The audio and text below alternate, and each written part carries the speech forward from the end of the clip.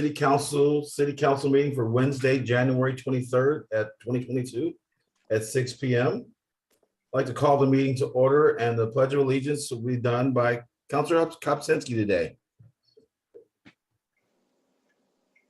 I pledge allegiance to the flag of the United States of America and to the republic for which it stands, one nation under God, indivisible, with liberty and justice for all. Thank you for the shotgun. I appreciate that, Councilor Kopczynski. And so can we have a roll call, please? Yes, sir. Councilor Kopczynski. Here. Councilor Johnson. Here. Councilor Smith. Here. Councilor Olson.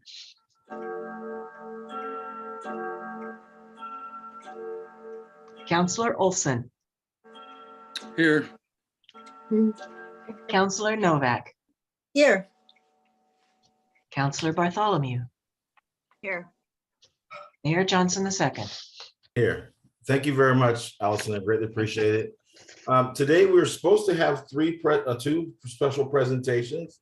The Human Relations, HRC Human Relations Commission presentation has been postponed to March 23rd of 2022 for that meeting. So next on the agenda, it's Bird Scooter's presentation by Mr. Mike Butler on pages 3 through 5 in your packet. Is Mr. Butler with us this evening? Mr. Mayor, Mr. Butler is with us. Let me very quickly, Mike, just by way of introduction, say a few words. Please do. You know, you may wonder about this presentation. I wanted to just head it off by saying that, as you know, we're facing population growth, and we have a need to move more residents through our existing transportation networks, and that's becoming ever more pressing. I think you all would agree that mass transit is probably the most efficient means of moving large numbers of people for long distances. But getting people to and from transit remains a big difficulty. We talk about that often as the first mile and last mile challenge. And if people lack a convenient, affordable way to get on a bus, they're more likely to opt for a personal vehicle and thereby contribute to gridlock and poor air quality, the challenges that plague many cities. Or perhaps worse, they may opt to not travel and forego job opportunities or access to healthy food or preventive medical care and so forth.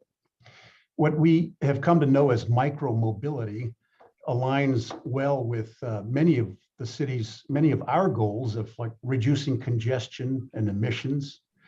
And survey data suggests that support for e-scooters tends to be highest amongst low-income users.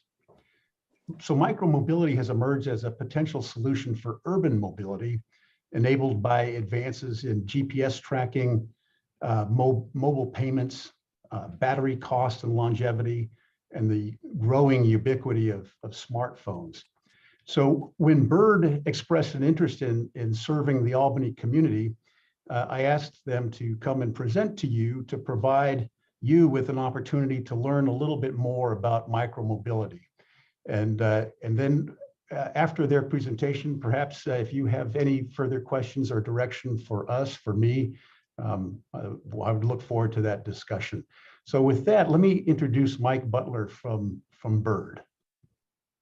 Hello, nice to meet everyone. Thank you, Council, for having me, and I appreciate the warm welcoming there. Peter, very, very comprehensive. You've obviously done your homework on this. My name is Mike Butler. I'm on the City Partnerships team here at Bird. Been working here for about 3 years, which is basically the lifetime of this company and also this industry. So a lot of insight, specifically working with cities the size of Albany over the last 18 months. So what I will do is I'm going to share my screen. I'm going to go through a presentation for about 5 to 7 minutes. And then I would welcome it for questions either along the way, or we can wait for a Q&A at the end. But let me share my screen.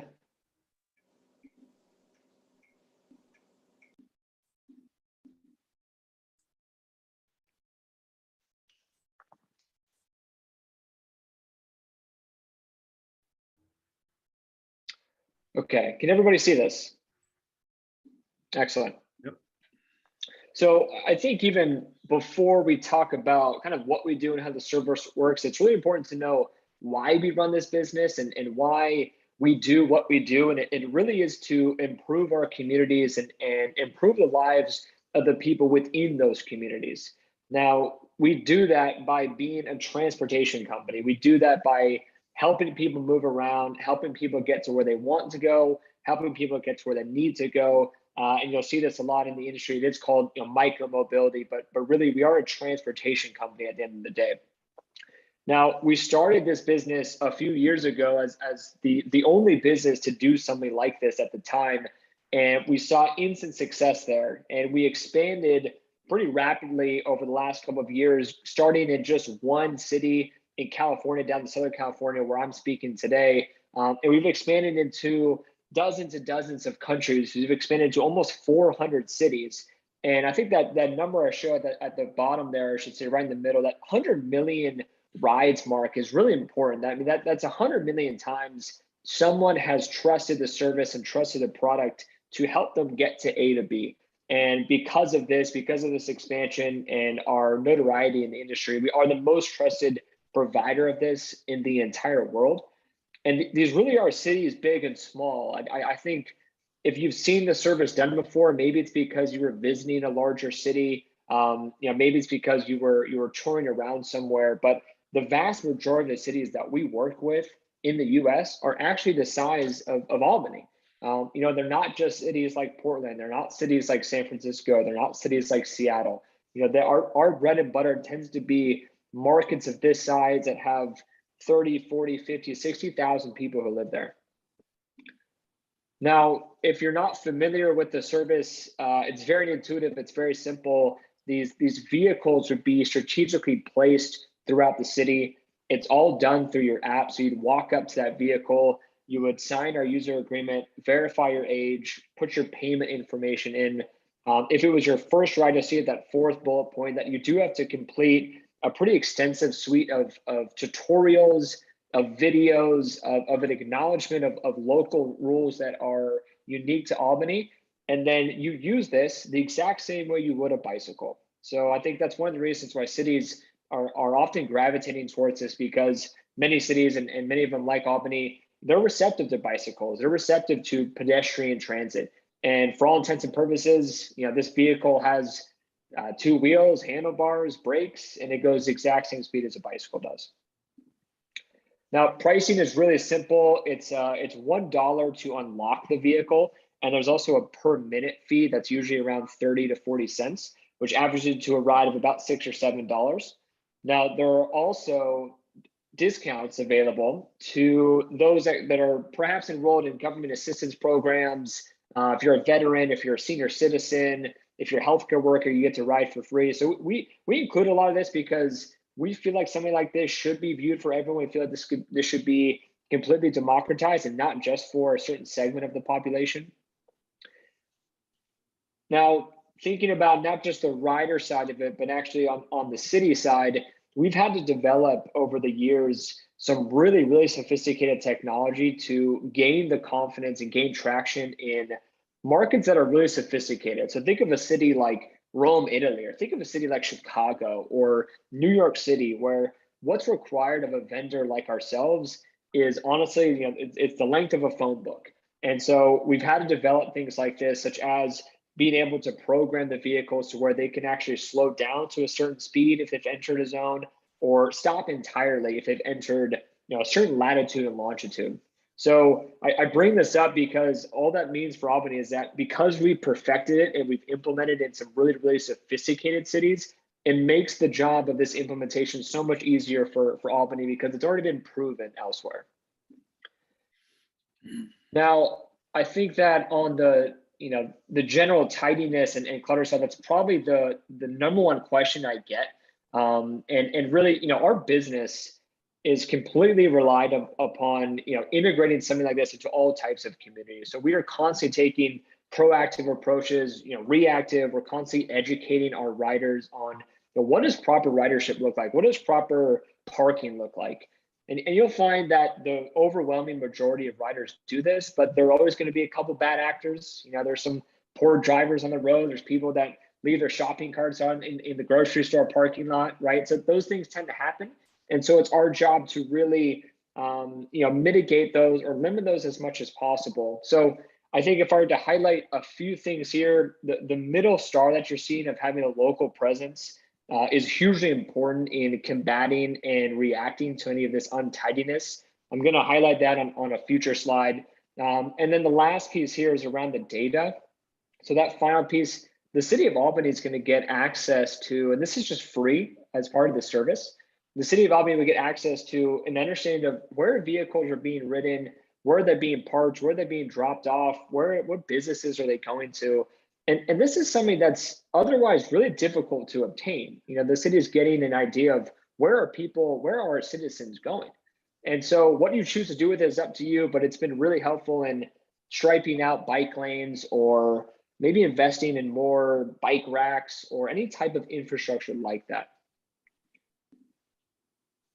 Now, when we do enter a particular market, it really does take a village here.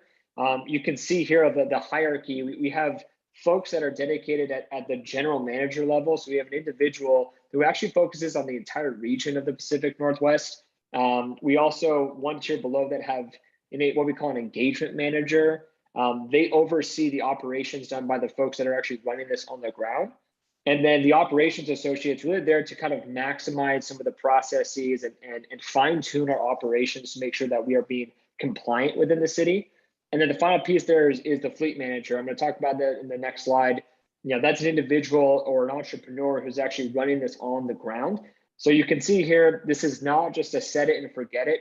This takes a lot of individuals to get something like this up and going and again, gain the confidence within all the cities that we work with. So right here, this idea of a local run operation, this was fairly new to us until about 2 years ago.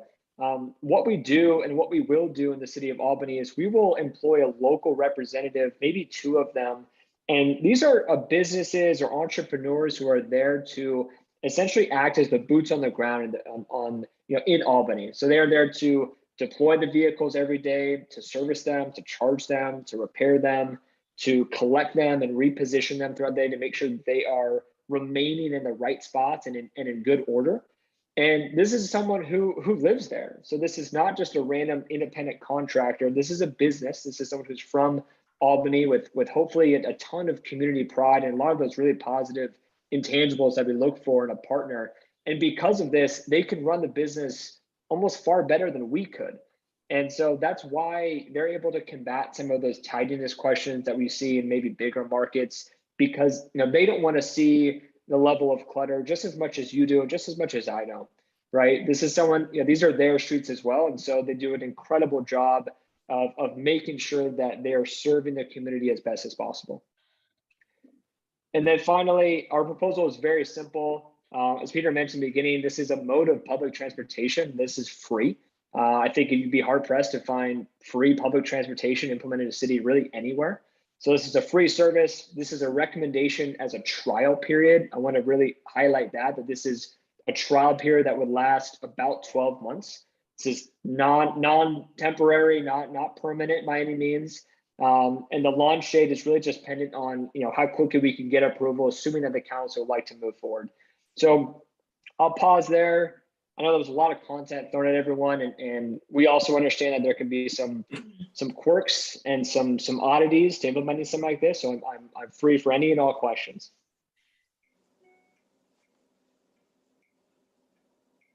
First hand I saw was Councilor Novak, Thank you. and then I Councilor have, Smith and Bartholomew, and then Konsinski. I have 2 questions. The first one is regarding liability if someone is hurt driving one of these things. And then secondly, I know you have to watch a tutorial or a couple tutorials. Is a rider being charged per minute while they're watching the tutorials? Because especially I'm thinking of a person who doesn't have a whole lot of money and maybe you only have to do that once and whatever, but I'm just curious as to how that works. Thank you. Yeah, great question. So on the liability piece, there is an indemnification and liability section within the MOU that's already been approved by the city attorney. So this same language that we have there is the same that we've had in hundreds and hundreds of other cities out there. So in virtually all cases, you can think of this type of service as just a personal scooter, right? So the city isn't stopping personal scooters from being on the streets.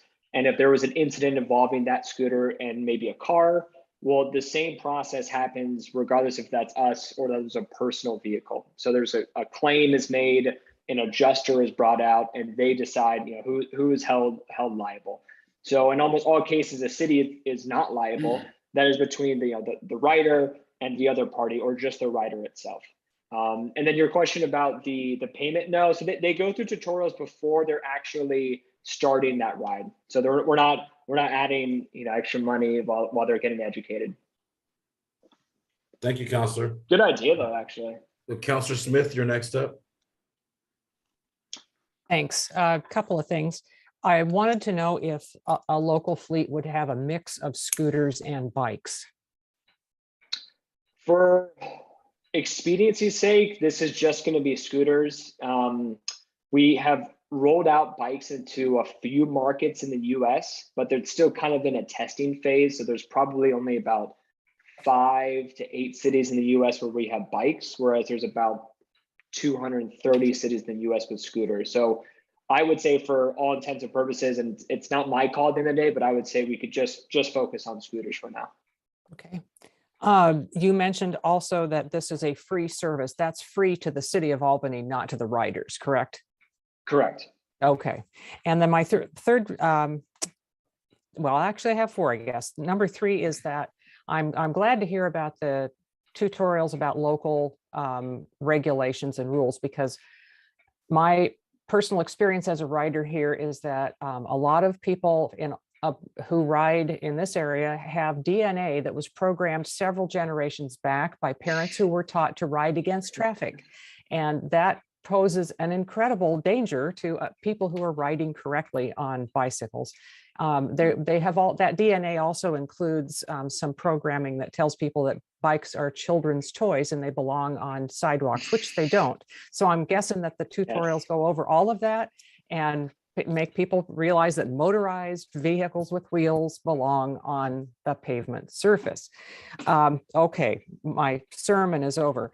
I'm a new member of the Linn County Transportation Advisory Committee, which helps fund the network of public transportation services from Albany to Sweet Home and to Corvallis.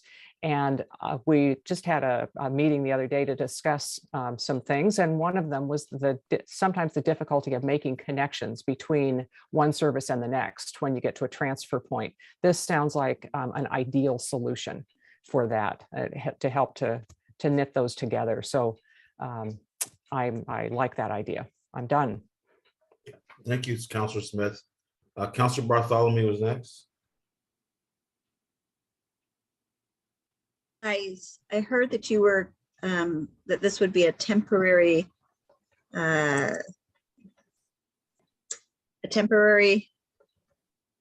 installation or a trial period. Is there any part of your materials that will be installed within the city? Like, are you going to be drilling into sidewalks to put stands for the So yeah, bikes? we get that question a lot. So that's part of the reason why we feel this is such a low lift for the city. There is no physical asset or infrastructure other than the actual vehicle itself, which doesn't need a stand, which doesn't need a docking station, which doesn't need anything drilled into the sidewalk. So it's similar to, again, we say this a lot. This is like a personal scooter that someone is using. It just happens to be shared. So again, that's why this is temporary. If you decide after 12 months, this was the worst idea we ever had, why did we listen to Mike? This was so awful. Then we're out of your hair, and we'll try it again in a couple of years or down the road. Thank you. That it, Counselor? Thank you, Counselor Bartholomew. Counselor Kopczynski. Yes, a couple of things. It almost sounds like this is a franchise, that somebody is investing in they could make a living at it or something like that, is question number 1. And is there a limit as to how far it will go? And then all of a sudden it just automatically shuts off and you're walking or however far you needed to go the rest of the way. Yeah, so it's not a franchise, because a franchise would assume that you are paying into it. You also are assuming that you are some type of, business. This is really just someone that we are outsourcing a segment of our business to. So you can think, similar to how Coca-Cola uses local distributors to help distribute their assets, we follow that same sort of model. So it's just another business or entrepreneur out there. They actually don't invest in our business. They get to start making money on day one, and they share the revenue with us. So they take that ride revenue that is generated, and they get to make an income, and that's their livelihood, and then they bring that back into the local economy, and it's this kind of nice flywheel effect. So your question on the location though, so they have a battery life of about 25 to 30 miles. So most trips are well on the other end of about 1.5 miles to 2 miles, but they are going to be fenced in a way to where if someone tried to exit the city limits or someone tried to enter into a zone where they weren't allowed to do so, the vehicle would slowly come to a halt. There would be an audible sound from the vehicle. They're going to be notified via their phone that they need to get back into that area. So you're right. If someone all of a sudden is trying to take this, way far south, even below the community college, they might run into some issues. Is that it, Counselor? So Peter, I'm gonna go to Counselor Johnson first, then I'll come to you. Counselor Johnson? Yeah, thank you, Mayor. You said that they weren't bolted into anything. How do you keep people from, where do you store them, and how do you keep them from being stolen? So they're stored during, let's say, off days.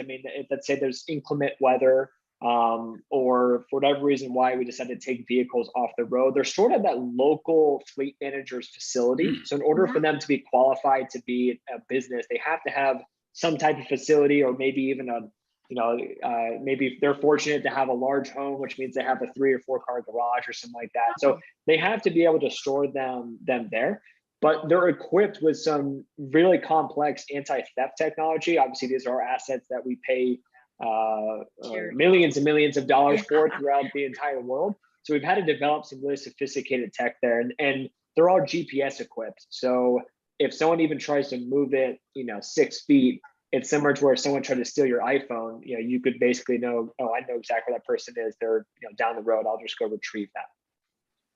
I like the idea of when they go try to get out of the city limits or something, they get this message saying, "You've gone too far." We've caught you. Yep, exactly. We get one more counselor first, City Manager. Counselor Olson. A couple of questions. One, do you have any data on frequency of accidents with these vehicles? We do. Yeah, we actually just looked at that.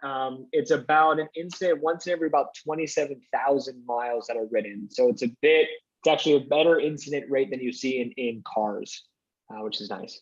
And in parity with bicycles as well. So there's been a lot of studies done between the two that it tends to be a similar incident rate between bicycles and scooters.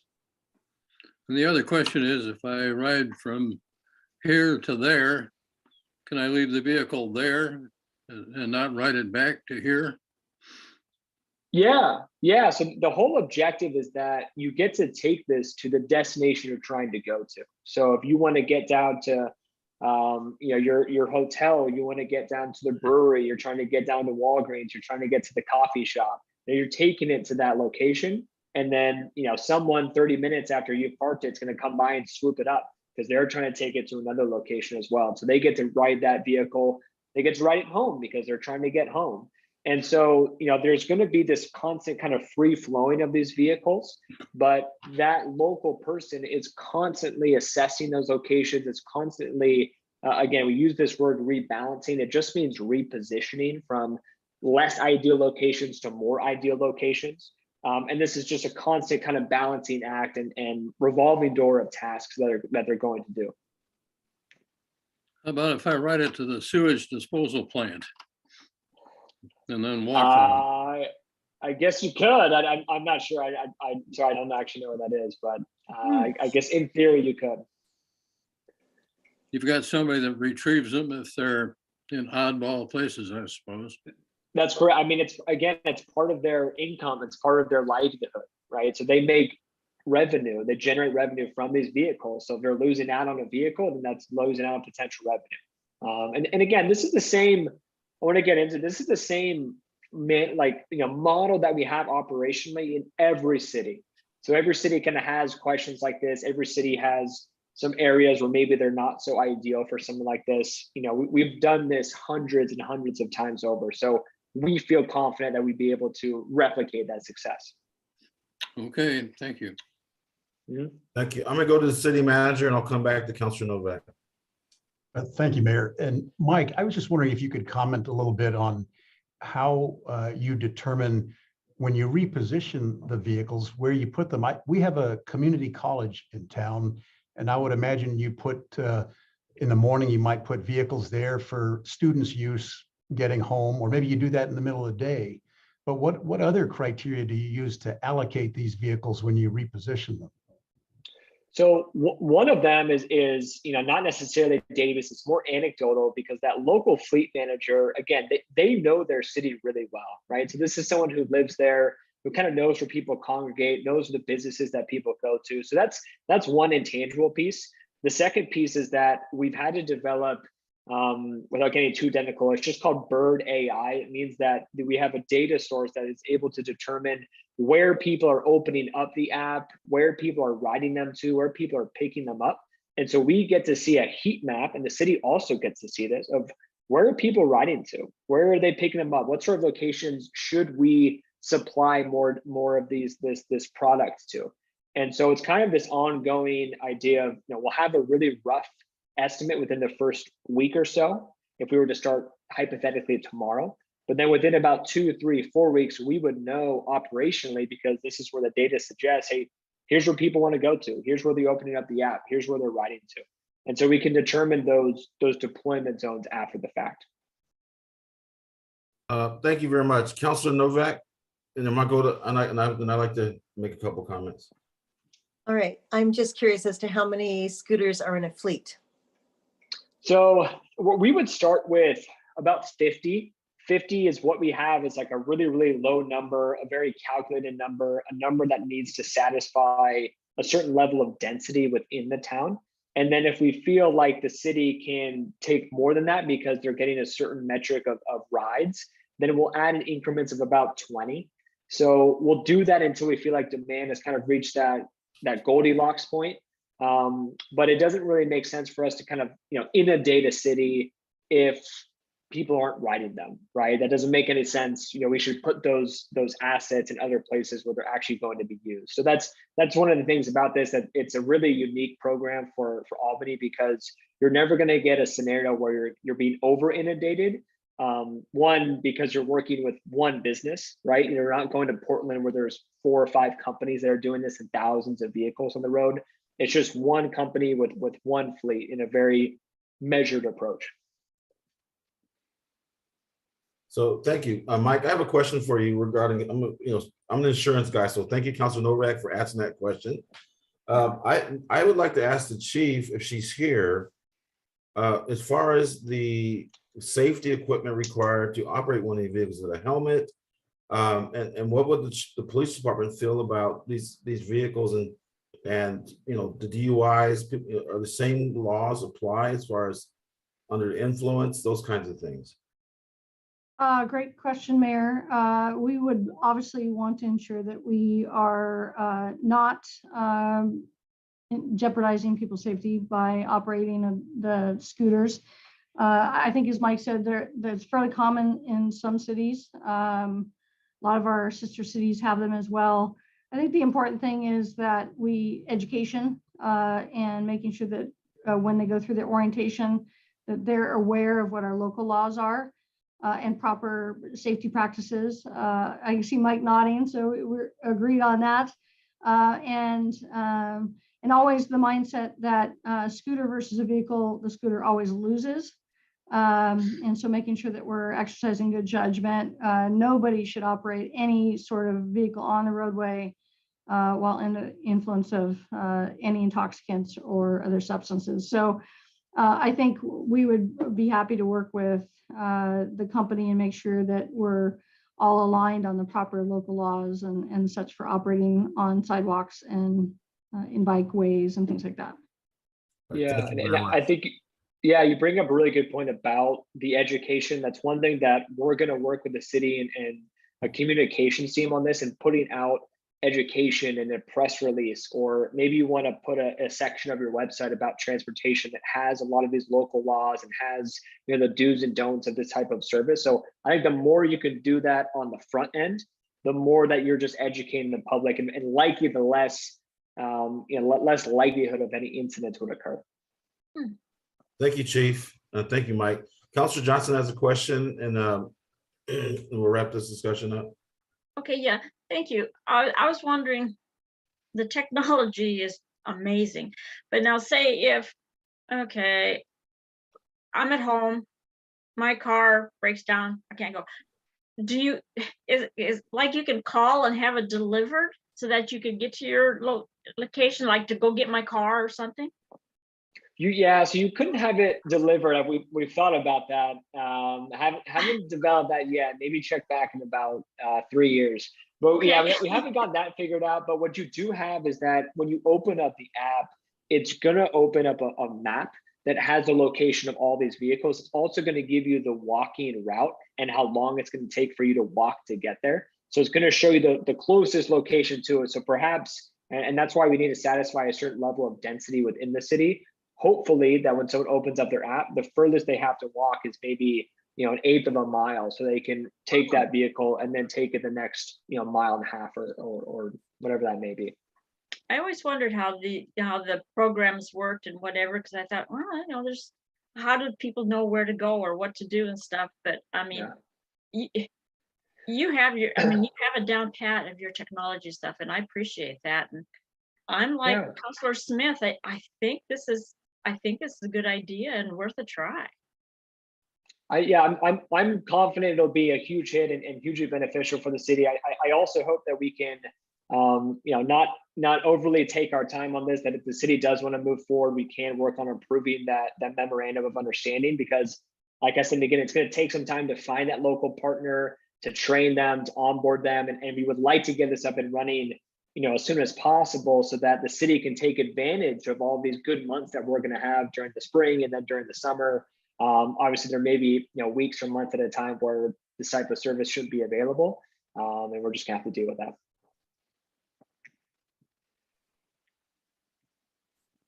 Okay, thank you very much, Mike. And we'll take it under advisement. And if you'd like to stick around, we'll have business from the council later if you'd like to answer some more questions. Okay. Okay. Yep. Thanks, everyone. Thank you very much. Peter, do you have anything else before we move on? No, thank you. Thank you for listening. I think it's important that we foster innovations like this, innovations that can benefit consumers and the broader transportation network.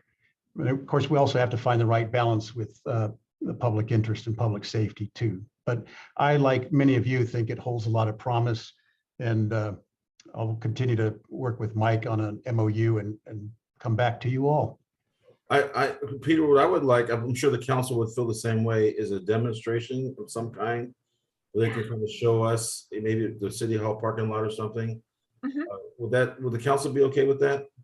Yes, definitely. Okay. Matt, you had a question? No, sorry, wrong button. Okay, Mike, if you could work with Peter on setting me some kind of demo, that'd be greatly appreciated by the entire council.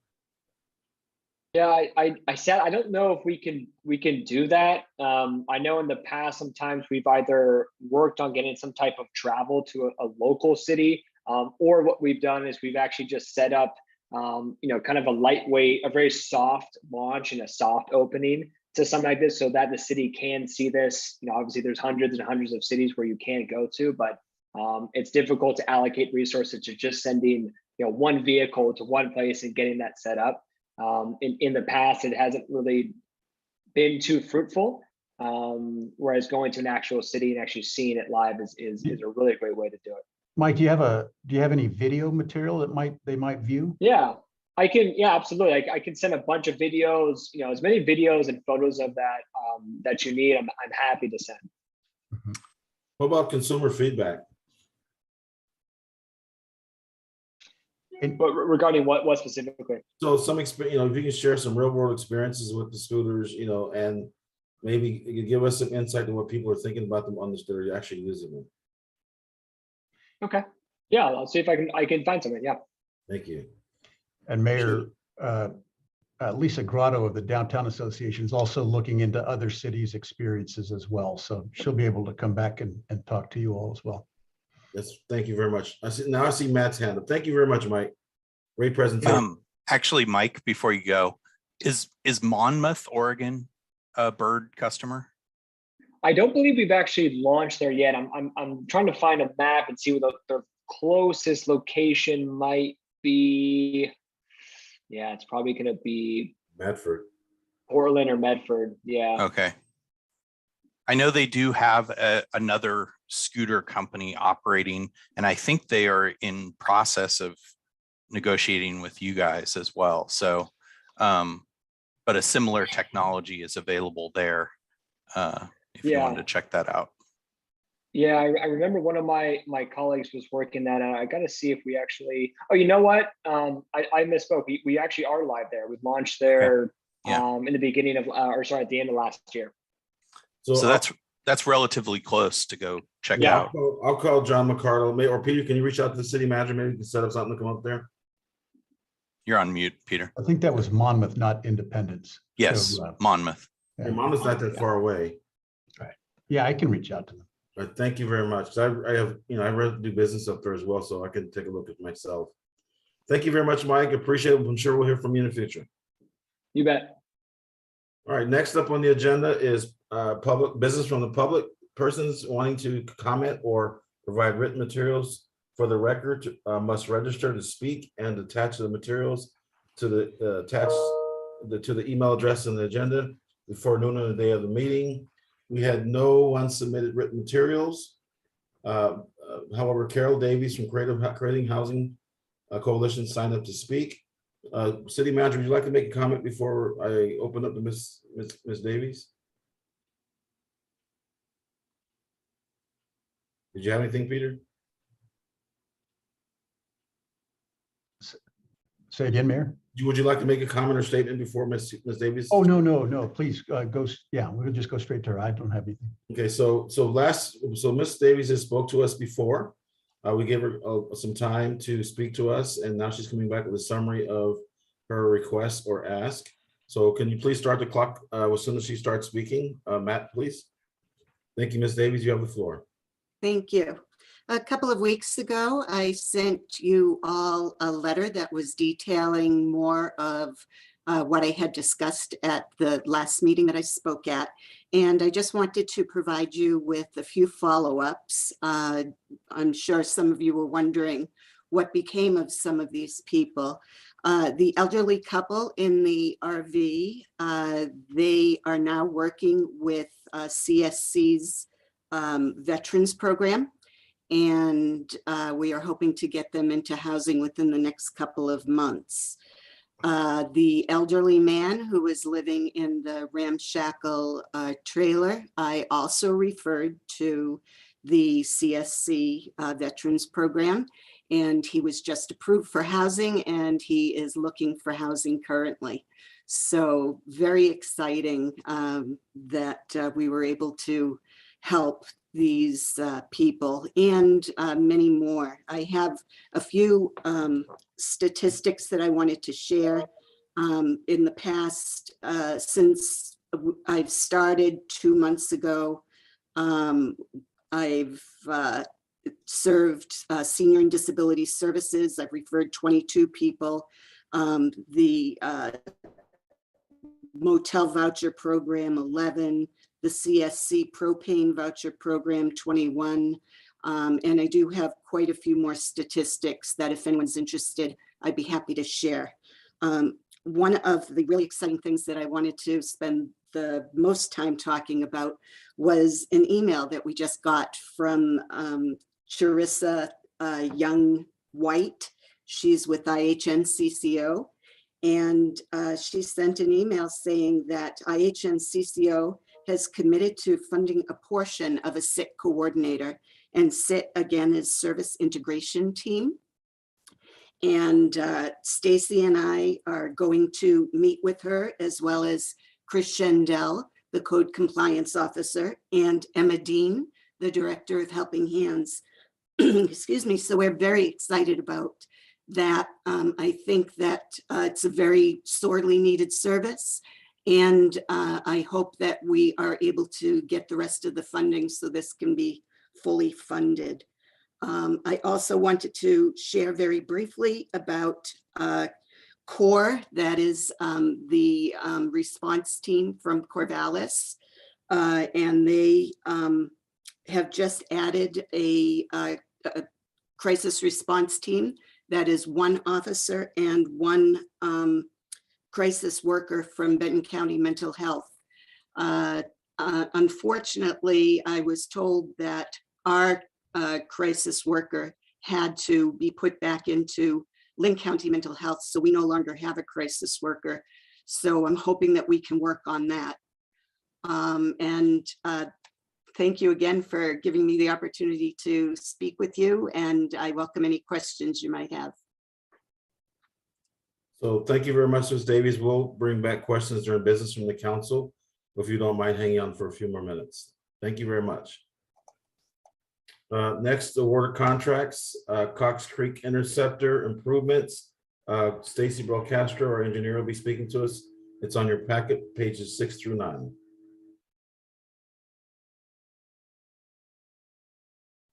Does the staff have a report? Is she here today? There she is.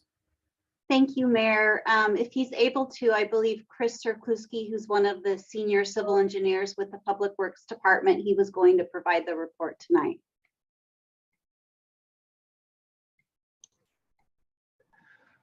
All right. Hopefully you can all hear me. Good evening, councilors and mayor. Staff is recommending that council award this contract in the amount of $4,748,905 to the low bidder, Emery & Sons Construction Group of Salem, Oregon. On February 1st, 2022, we opened bids for this project SS2201 Cox Creek Interceptor Improvements Phase 2. We got 2 bids for the project. In addition to the low bidder, we had a second bid that was $5,340,000 and some odd dollars. The engineer's estimate for this project was $4 million. The project includes construction of approximately 1,400 feet of 24-inch and 30-inch diameter interceptor sewer main. This will be the second phase of a multi-phase project that will replace the existing Cox Creek interceptor sewer.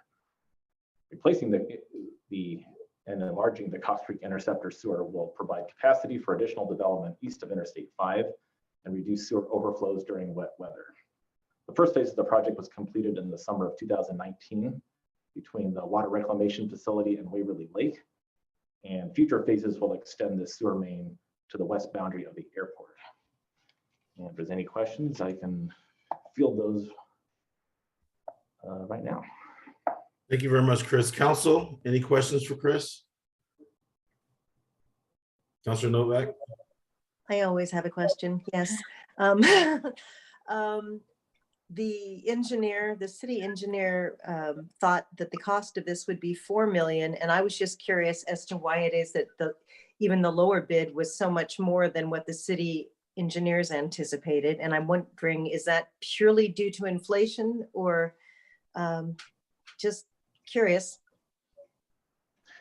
Yeah, from what we can tell, construction costs have gone up significantly in the past year. We tried to account for that. The other thing, it is specialized work. And so it's not something that we do. This is a deep, large diameter sewer next to a lake, which is not something that we do every day. So I think just from the contractor's perspective, it was a little more complex than we initially thought. I will point out that even though the low bidder was significantly higher than the engineer's estimate, we're still really close to budget. In fact, actually, we're only over budget by including a 10% contingency. So, and so the amount that we're over budget on paper is only, that's because of the contingency. So if we don't use that whole contingency, which we're confident that hopefully we won't, that will be within budget. Thank you, Mr. Sirkluski. Thank you very much, Chris. Counselor Johnson, you were next. Yeah, I just had a question. Chris, you said it was going to Goldfish Farm World, but this part of it only going to go to like Waverly Lake or what is it, North Shore Drive. So in the phases, it will get to Goldfish. Is that correct? Yes, eventually it will get all the way over there. This section is going from basically Salem Avenue over by Waverly Lake, along the south side of the lake, Yes. under the highway, and then under the creek, and end up over at the cul-de-sac on Bain Street, kind of on the backside of Costco. Okay. Okay, that makes sense now. I was looking at the map and stuff, and I stopped myself at Pacific Boulevard, so that was my error reading the map. Sorry, thanks. Thank you, Counselor. Counselor Bartholomew. I was just wondering why this particular route was the most desirable route, and what the special particulars are that need to be utilized in order to go by Waverly Lake. Those two things. Yeah, so early in the design process, we looked at alternative routes.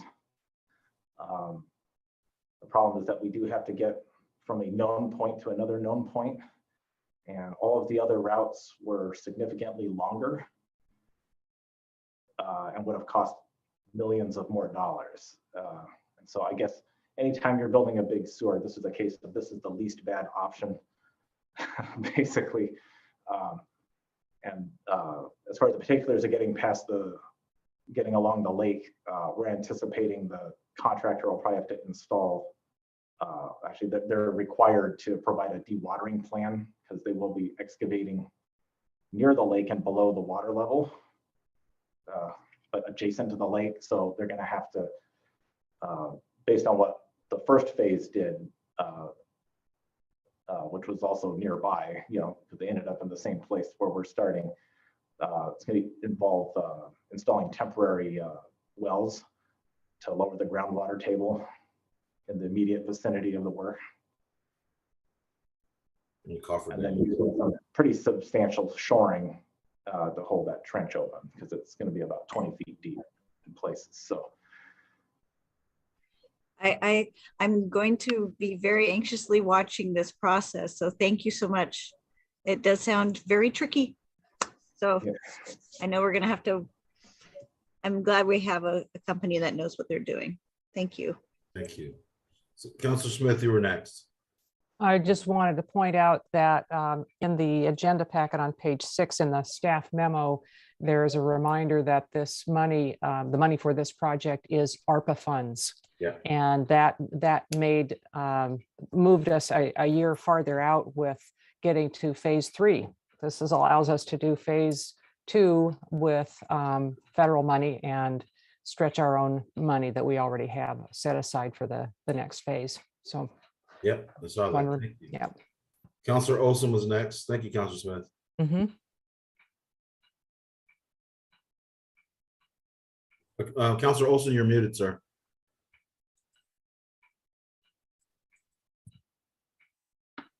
There you go. I've mentioned this before, both this and item 5C, that the source of the money is ARPA funds. And ARPA stands for American Rescue Plan Act.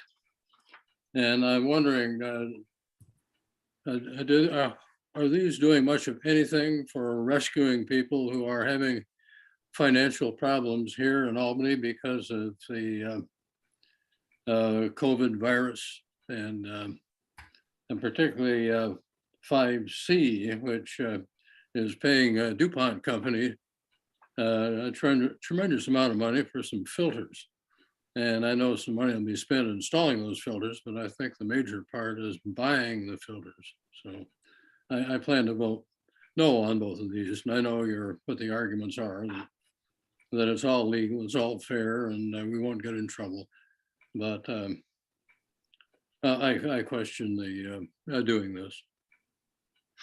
Thanks, Counselor Olson. Mayor, I can respond if, Go ahead, please. okay. Thank you, Counselor Olson. What I would say is the ARPA funds are very specific about the types of projects that they can be used for. And these water infrastructure and water capital type projects are one of the specific things that those funds are to be targeted for. So we are using the funds specifically as they were listed in the federal rules.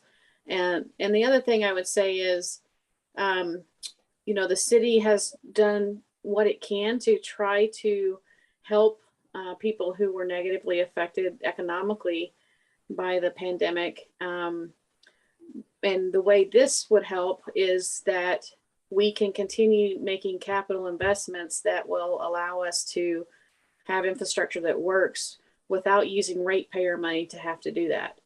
So in that regard, as Councillor Smith alluded to a couple of minutes ago, it does stretch our local dollars and allow them to continue to be used and good work to be done without reaching back into people's wallets for this work.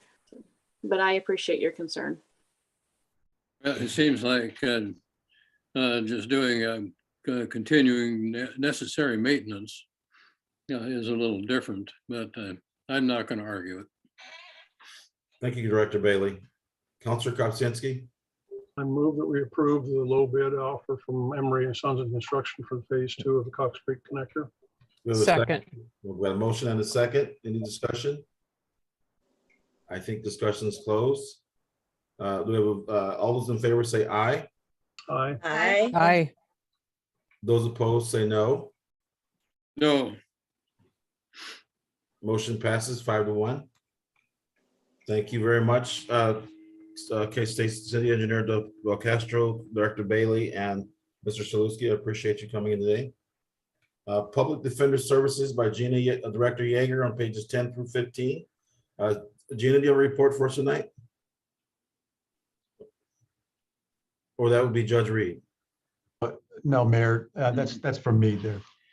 So what you'll have here is our proposed contract for public defender services, also known as indigent defense. And the reason I'm bringing this to you is that, and while Gina is also available and Judge Reed is available, but if you think about the public defender as one leg of our justice stool, the judge is certainly part of that. The prosecutor is part of it, and the public defender is part of it. So this public defense contract is to provide consistent services to try to make that as efficient as possible.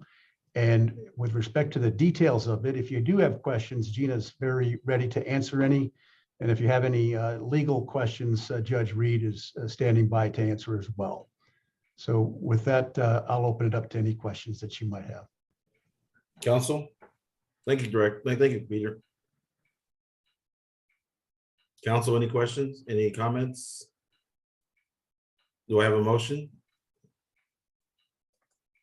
I'll move to adopt the resolution on page 11 of the agenda packet. Resolution awarding a professional services contract to Eric J.D. Moeller and authorizing the city manager to enter into a contract with Eric J.D. Moeller for public defender services. Second. You have a second? I see that Councilor Novak has questions. I did, and I was very slow to get my computer where it needed to be. I just was needing to hear again where the funds for this come from, the $95,000. Councilor Novak, we already have budgeted public defender fees in the Thank court you. budget. This will just come from there. All right, thank you. Thank you very much. Thank That's all I you. needed. Thank you, Councilor Novak. All those in favor say aye. Aye. Aye. Those opposed say no. Thank you very much. Motion passes. Item C on the agenda is the 5C, ultrafiltration membrane modules. Scott LaRock will be speaking to us on the page of your packet is 16 and 17. So Mr. LaRock, you have a staff report for us this evening? I do. Can you guys hear me all right? Just, I hear you just fine. Okay. So if council recalls, back in December of 2021, you assigned $500,000 of the federal grant money from ARPA to be used to purchase ultrafiltration membranes for the AM plant. Following that meeting, we went through a formal competitive bid process, and we had two responsive submittals, one from DuPont and the other from Cyanor Water America. Both respondents met the criteria of the RFP, and we evaluated them not just on cost, but we also included things like product features, performance, references, firm and project team experience and qualifications, as well as project delivery and service team and responsiveness. Based on all those things, DuPont had the highest overall score, and they were also the lowest cost option. Their overall cost included shipping, parts, installation assistance, and at a price of $650 per membrane. This was significantly less expensive than Cyanor Water's bid at, it was $260 cheaper than Cyanor Water's per membrane cost. So I feel like we're getting a very good bargain. DuPont has had a good product that they've supplied to us in the past. Both submittals have supplied membranes to us in the past, and but DuPont has provided also excellent assistance and technical services as well. So with that, if council approves this, we'll move forward with the purchase of 768 of the MEMCOR S10N ultrafiltration membranes at a price of $499,200, and we hope to get these installed before the end of May, so within the next 3 months. Thank you very much. Are there any questions? Yeah, any questions, council? So can you give us a high level? This is for cleaning our water, correct? Correct. Okay, so it keeps particulates out. Does it specify what size particulates? Each membrane has a size of the pores. I couldn't tell you offhand what that difference is. Both of the membranes are required to be approved by the state in order to be used for treating water, and both of these membranes are approved by them. Okay, thank you. But we're looking at the size of, like, it's like, I want to say 0.1 micron. It's very, very small. That's what the reason I asked the question is because, you know, we're seeing a lot of stuff on the news, in the media, of plastic particulates getting in animals, fish consuming, you know, plastic particulates, turtles getting, you know, harmed by not needles but straws. So I thank you for that explanation. I see that Director Baird, do you have anything else for us before I go to the counselors? I was just gonna try to help Scott with the micron, the 0.1 micron, which is the level of bacteria in, you know, really small organisms like that. So it's, and this is for our drinking water plant. Okay. So this is the treatment method that we use at the new water plant for drinking water. So it's the latest, you know, one of the latest types of technologies. Yeah. Okay, thank you so much for that. I see Councilor Bartholomew has her hand up, and then Councilor Kupczynski goes next. So DuPont has a very bad record of polluting in their companies. And I know this is not part of your consideration, but we're asking them to provide a product that is going to clean our water. And yet their process of manufacturing is a heavy pollution factor. So, and the other company doesn't have that, at least does not have that record. Well, I don't know about that. I don't know. Maybe that's something we can look at in the future. I'll say. Maybe that should be something we consider in the future, their environmental impact. So thank you very much, Council. Great question, Councilor Bartholomew. Counselor Kopczynski. Move we approve a resolution accepting proposal and awarding a contract to DuPont and authorizing the Public Works Director to enter into a contract with DuPont for ultrafiltration membranes. Second. Any further discussion? Counselor Olson, I see your hand up. Well, it's just a side factoid that DuPont company was the company that developed tetraethyl lead as the ideal octane enhancer for motor fuel. And they preferred that way over ethyl alcohol because you could get a patent on tetraethyl lead. And they didn't care that they were blowing lead all over the countryside when you drove your car around. So that's very ancient history, and I'm sure DuPont is a far more concerned company these days than they were back in the 20s. So, anyway, just a sideline. I saw, I'm in favor of the. I saw a great documentary on that, Counselor Olson. Yeah, well, thanks for sharing that. So we have a motion and a second. All those in favor say aye. Aye. Aye. Those opposed say no. Motion passes. Thank you very much, Director Bailey and Scott. I really appreciate you coming out to this evening and sharing this with us. Thank you.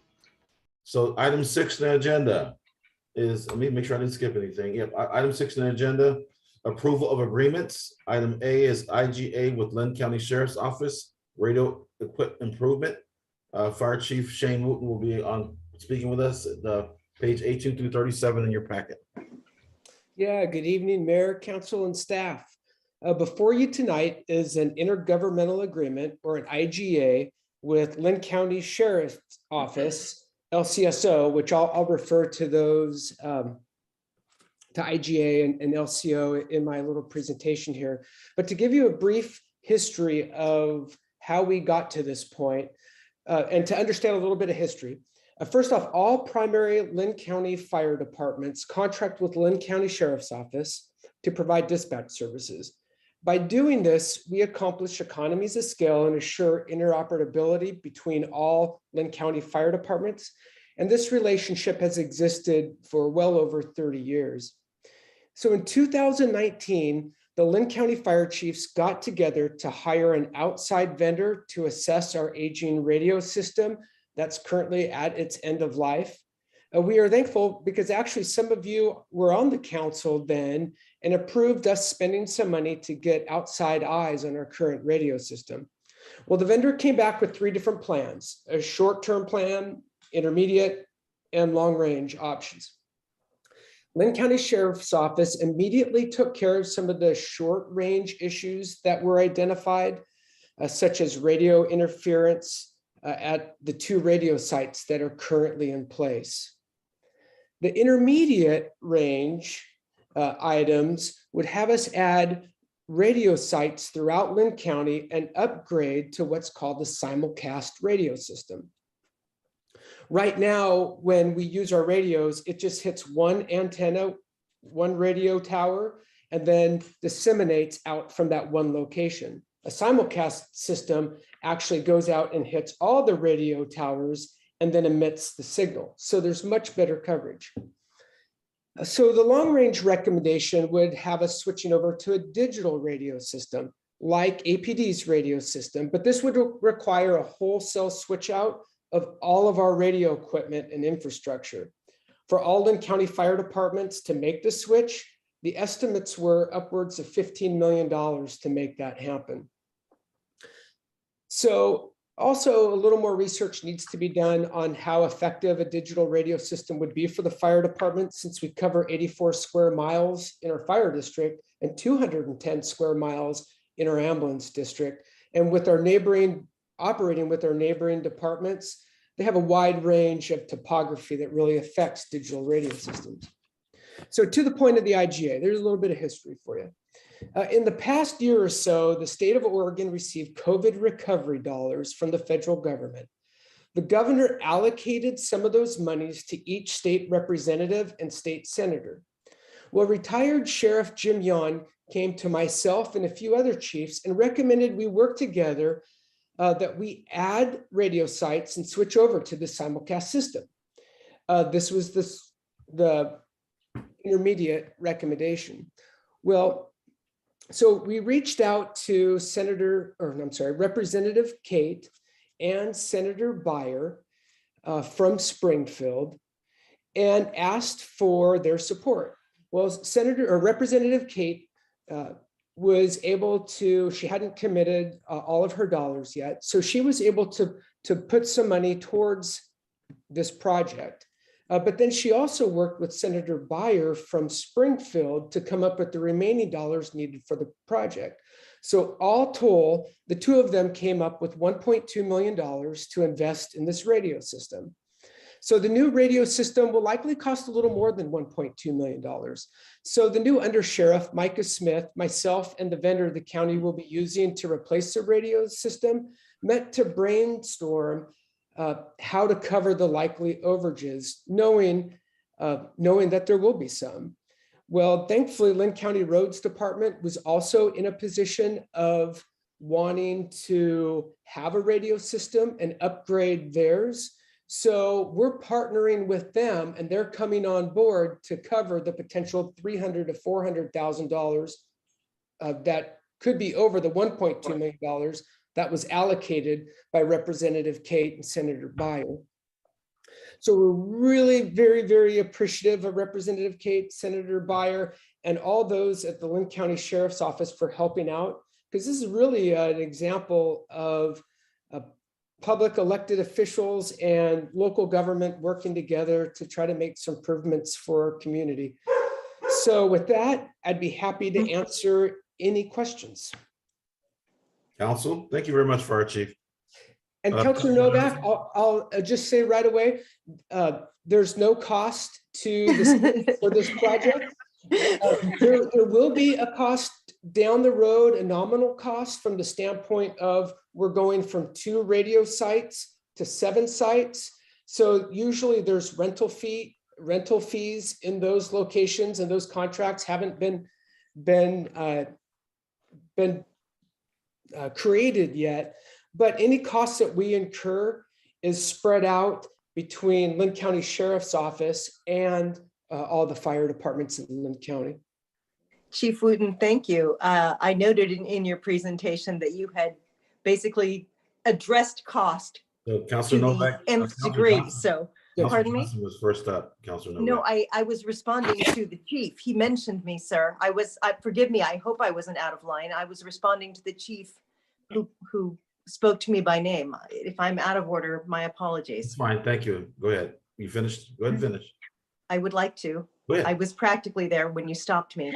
All I was trying to say is that I appreciated Chief Wooten knowing that if there was any financial question to be asked, I would indeed address it. And I appreciated the fact that he seemed to cover that extremely well, mentioning that third party who also needed help and was joining with them. So that's all I had to say. Well done. Thank you. Councilor Johnson. Yes, thank you, Chief. I really appreciate your reports. You're always so concise and clear. I guess just want to make sure. So this is basically putting us all on the same frequency so that we don't have to go. So the different communities or different services don't go to have to go to different frequencies to communicate. Is that right? Well, we currently can already do that. Between the fire departments and Linn County Sheriff's Office. Albany Police Department runs a digital system, and how we've crossed that though is we have what are called dual band radios that do both the VHF system that we're on and the police department, so we are able to communicate. So, and these aren't new frequencies per se. It's really just an entirely new radio system that we're getting because of Representative Kate and Senator Byer. Oh, that is so great. I appreciate them and you and everyone cooperating to get this done. So thank you very much. Well done. So council, any other questions for Chief before we move on discussion? Council, we have a motion. I would move adoption of the resolution on page 19, authorizing execution of an intergovernmental agreement with Linn County Sheriff's Office or for completion of a radio improvement project. Second. We have a second. All those in favor say aye. Aye. Aye. Those opposed say no. Motion passes. Thank you very much, Chief, for being here this evening. Go enjoy your family. Thank you. Thank you. Next is special procurement. Is that Polco? Matt, our communications officer, Matt Harrington, on page 38 through 41. So Matt, you have the floor. Great. Good evening, Mayor and Council. I'll try to keep this brief, just kind of summarize what I put in the memo. As you're probably aware, Polco is a platform, and we used it in 2020 to perform our national community survey. It was procured by Jorge Salinas before he left us. Unfortunately, while we were able to leverage CARES Act dollars for that 1-year term for $14,445 to conduct the survey, it was procured under an emergency procurement. And what this special procurement seeks to do is to come in line with our standard policies and procedures regarding procurement moving forward. And so that is one of the structural things that this agreement does. The other is to establish a regular cycle of surveying. I know on Monday during our strategic planning process, we talked a lot about engaging the public. Polco offers not only this national community survey product, but an entire library of smaller topical surveys. Unfortunately, we didn't get a chance to really leverage those in 2020. That was mostly due to staffing resources and kind of shifting job responsibilities, as you know, we had some retirements and the aforementioned Jorge Salinas departing us. So, but we think it's a really good tool, and there's several projects coming up in this next 2 years that we want to utilize it for, including our outreach in regards to the strategic planning process with the public and our housing affordability task force. We've already also had interest. Chris Schindel has some surveying that he wants to do from the transitional housing questions. And then this same company actually, it's not included in this 2-year agreement, but this same company also offers another benchmark survey called the National Law Enforcement Survey. And Chief Harnden is extremely interested in leveraging that. And so in future years, we're looking at how we can leverage this agreement to include that benchmark survey as well. But the procurement that you have in front of you sets up a 2-year renewable, renegotiatable contract with Polco that expires in 2028.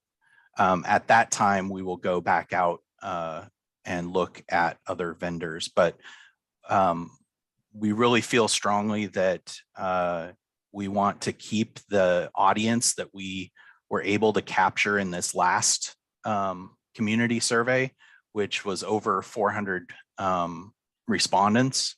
And to rebuild that in another platform right now would be a significant burden. And so I don't know, let's see. I think I've hit on pretty much the basics of what we're trying to do here, but I'd be glad to answer any questions. Thank you very much, Matt. Does any counselor have any questions or comments? Oh, one more point. So we we were contracted for $14,445 in 2020. That was for a 1-year agreement. What you have in front of you is a 2-year agreement for the exact same price. Now, that will come out of the public information activities budget, not CARES Act dollars, because obviously those are gone. So, but I think it's very crucial that we up our engagement game, and this is one tool to do that. Thank you for that clarification, Matt. Council, do you have any questions or comments for Matt? Councilor Smith? Just a comment, I have some experience soliciting contract or bids for surveys over a number of years, and this is a darn good price and a good product. Thank you. Councilor Olson?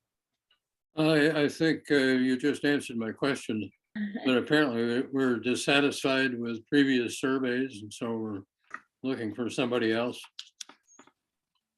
I don't know that we're dissatisfied. So we want to keep using what we used in 2020. If you recall, I think we talked a little bit about it on Monday. To date, we've had sort of an irregular schedule when it comes to our community-wide survey. The last one to be done by professionals was in 2008. And then in 2014 and 2018, they were done by staff. That latter one in 2018 was done by Jorge, probably with assistance, but basically on his own. And I think part of the reason why he chose in 2020 to procure Polco was, number one, to leverage CARES Act dollars and that opportunity that it provided, but also because he was aware of the incredible resource burden that it was to put that survey together using staff time when he had so many other job responsibilities. And I share that sentiment. Okay, thank you.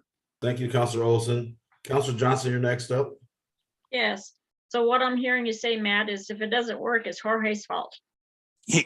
And we know where to find him.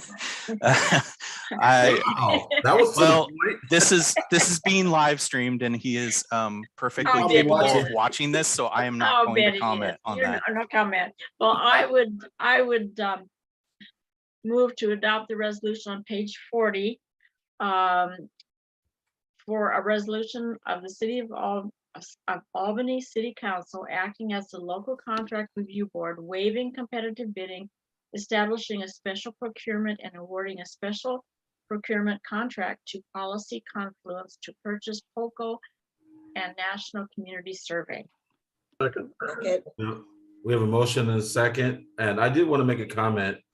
I did speak with Jorge during that whole process, and I've done surveys for the corporations I worked for in the past, and I've done stuff for insurance carriers, and it's a nightmare. And you cannot play at doing surveys, especially when the things that we're doing is so important. So, Matt, I thank you for bringing this before us, and I'm going to ask the council to vote on it. Yeah. And I think we should go. All those in favor say aye. Aye. Aye. Those opposed say no. Motion passes. Thank you very much, Matt, for your presentation. And thank you, council, for your participation. Thank you. Next on the agenda item, adoption of the consent calendar. Does anyone want to make any changes or adjustments? I see Councilor Johnson was first up, and then Councilor Novak. I would like to pull item 7D, please. Do you want me to explain now, or should we go ahead and pass the others and come back? How do you want to do it? It's solely up to you. Either way is fine. Okay, the only thing I was going to say is that reading through this, it was very confusing. Then I read it through like the third time, and I finally pretty much got it. And it sounds like the end game is to be more consistent with the parking, which I think would be a tremendous change. I think it's going to be good, because I just can't imagine the poor parking officer who goes through and, oh, it's only 10 minutes here, it's 30 minutes there, it's whatever. So it looks like this is making it more consistent And so, like I said, I read it 3 times, and I even had Larry look at it and says, am I reading this right? And so there are a lot of changes, and I think it's going to be for the best. So do you want to pull it or do you want to leave it? Well, I just wanted to explain why that I was questioning it, or wanted to make a statement that Okay. I after I read it again and again, that I think it's a good idea. So Okay, so you're supporting it then. I'm supporting it now. Okay, Yes. good. All Thank right. you. Right. Okay. So you got That's me a long confused. way around. You got me confused. Yes.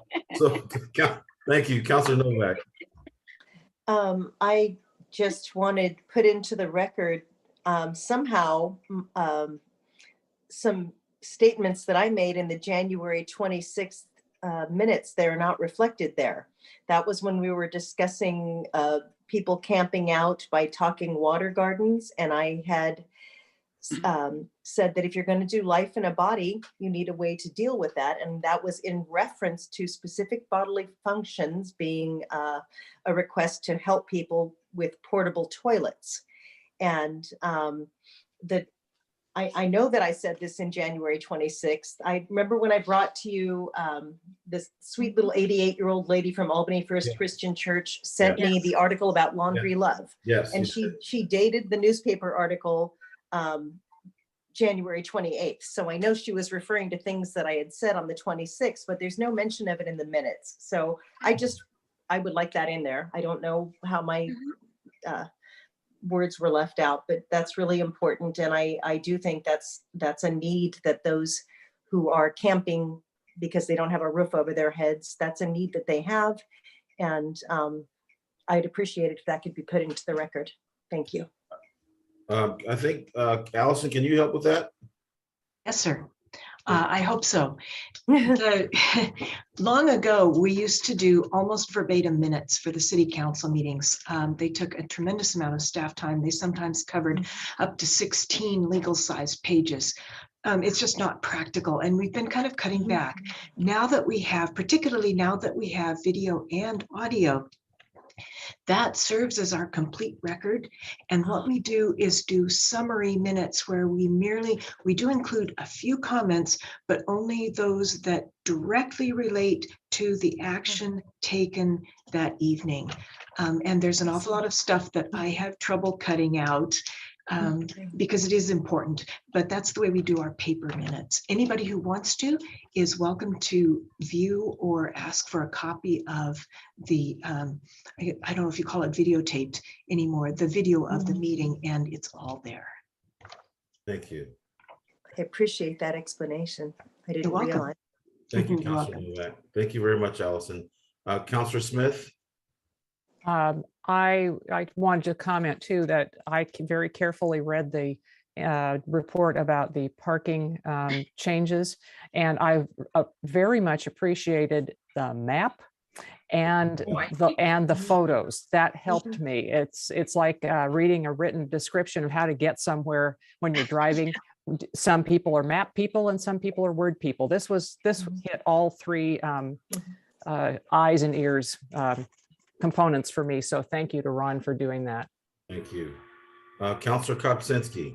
I believe it's a resolution, even though it's included in the consent calendar. Don't we have to approve it by council vote? Yeah, what is it there? Item 7D. I see that, item 7 Delta. So where's Allison at? Should that be up higher, Allison, on the agenda? It can be on the consent agenda, and when the consent agenda is approved, the resolution will be automatically approved. We only do that for resolutions that we're pretty sure don't need to be discussed and can simply be approved with the rest of the consent items. Thank you very much for the explanation. Does that answer your question, Councilor Kopczynski? It does. All right, Councilor Novak, Councilor Kopczynski, Councilor Olson. Yes, I'd like to comment on the minutes also. And I know you're trying to streamline them way down. But one that caught my eye was one on page 51. And I'm not embarrassing you, Bessie, but it says, Johnson asked about marijuana taxes. How much money does the city receive and where does it go? and they're just blank. So it looks like the staff doesn't know how much we received or where it went. And I think you do us kind of a disservice when we don't show any idea that there even was an answer. And 51.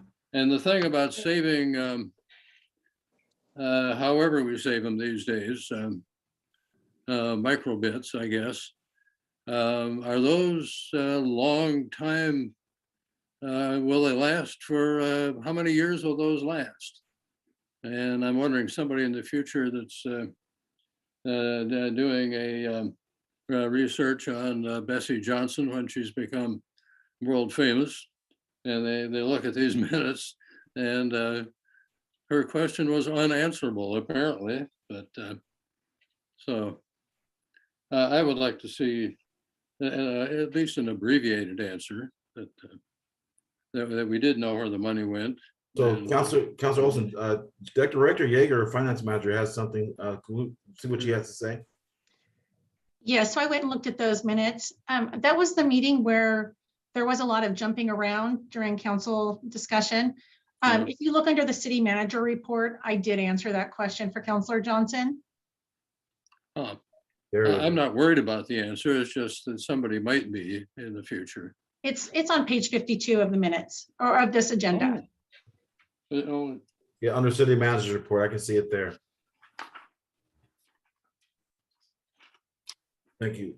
Thank you. Are you done, Councilor? Well, on 52 is talking about, I'm asking about dumpsters.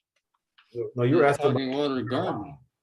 Next page, next section, city manager's report, first item. Oh, okay. Yeah. Oh, I do see it now. Yeah. Okay. I didn't make that connection when I was reading through the minutes. Thank you. Thank you very much. So council, we have adoption of a consent agenda. We have a motion. I'll move to adopt the consent calendar as presented. Second. We get a second. All those in favor say aye. Aye. Aye. Those opposed say no. Motion passes. Thank you very much. Next up is staff report, salary grade adjustment for community engagement program coordinator, Chief Harnden, page 68 of your packet. I will keep this very short for you all. Thank you, Mayor and councilors. In front of you, you have a memo outlining the reason for the salary adjustment. It's actually not a reclassification. When I came in and we just went through our prioritizations as a police department, mostly centered around the building and public trust. Our public engagement, our public facing programs are a big part of that. And our current position was doing a lot more work than originally designed. So we did a workload analysis on the inside, and kudos to Director Roten from HR, came in and did an exhaustive analysis of this position and discovered that it was not at the proper salary range. So this memo is asking for an adjustment in that salary range, which in turn would give this person a little bit of a boost. And total impact to our current budget, and we were anticipating that this would probably be approved, was $2,532.78. It's over a 2-year period, right? That's what I'm reading. Correct. Well, we're 1 year in, but yes, over a 2-year period. Good, thank you. Thank you very much. Council, any questions for Chief Harnden? Do I have a motion? Move to approve the reclassification. Second. All those in favor say aye. Aye. Those opposed say no. Motion passes. Thank you, Chief, for your presentation this evening. Thank you. Have a good evening. You too.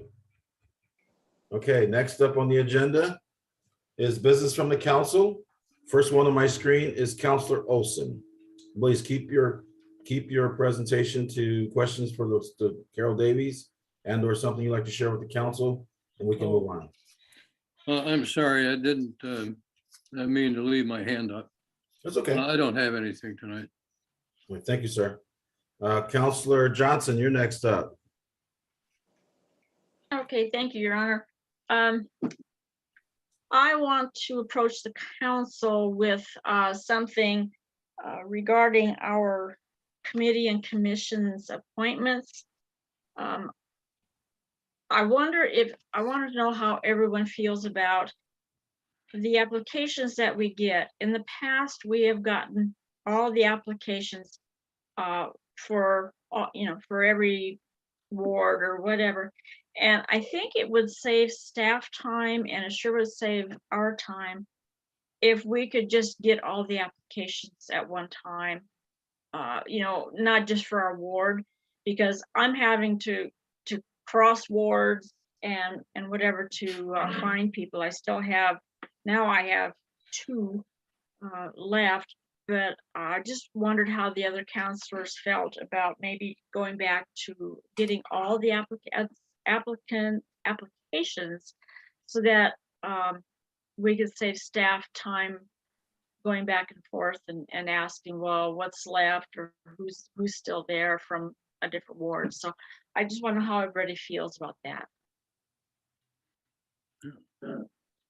Yeah. I'm in favor of it. Thumbs up, council? Yes. Council, thumbs up? Excellent. Okay, so if we can make that, okay, Peter, thank you very much. The manager has responded. We have a go for it. So, okay, and so one more thing, because I have an applicant for the Traffic Safety Commission, but he works and he can't make it to a morning meeting. And so Peter and I are going to talk about it. And he says, it really depends on what the committee decides, for whatever. But so what I'm looking for is any ideas for landmarks and traffic safety if they can't move the meeting time to after like 5 o'clock or something. So any help out there, just send it my way. Thank you. Thank you very much. I know all of us have dealt with that issue as well. So thank you. Councilor Kopczynski, you're next up. Only one thing, we had an AAMPO meeting this afternoon for a couple of hours, and the big main topic was they started to fine tune, AKA our strategic plan, what the next 20-year lookout is for projects, et cetera, and Councilor Novak was there, and she asked some very good questions. So thank you for participating and asking questions. Well done. Is that it, Councilor? That's it. Councilor Smith. I have nothing this evening. Thank you. Wow, thank you. Councilor Novak. Thank you. With regard to the presentation this evening from Ms. Davies, she had mentioned that they need a mental health crisis worker and that they needed additional funding. I'm wondering if she would be available to tell us how much funding they're in need of. I can find that out for you. I don't have any of the figures. So. I would appreciate knowing that in the future. I'd like to hear from you on that. Thank you. Absolutely. And thank you very much, Councilor Novak. Can you share that with all the city council? That would be greatly appreciated. Yes. Thank you. Anything else, Councilor Novak? I just want to thank Councilor Kopczynski for his kind words. It was a pleasure to be able to be in on most of the meeting, if not all of it. It just is very difficult for me on those days, but I'm glad I could be in there today. Excellent. Thank you very much for attending. Councilor Bartholomew. Thank you, Mayor. I just wanted to share a little story regarding our library. Director, I want to say it correctly.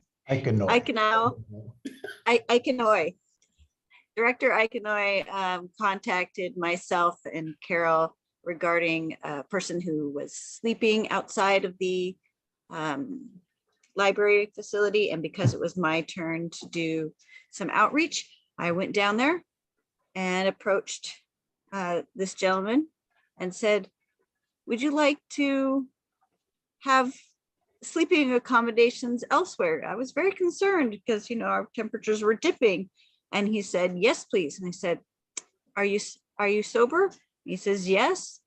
And I said, okay, I know exactly where to take you.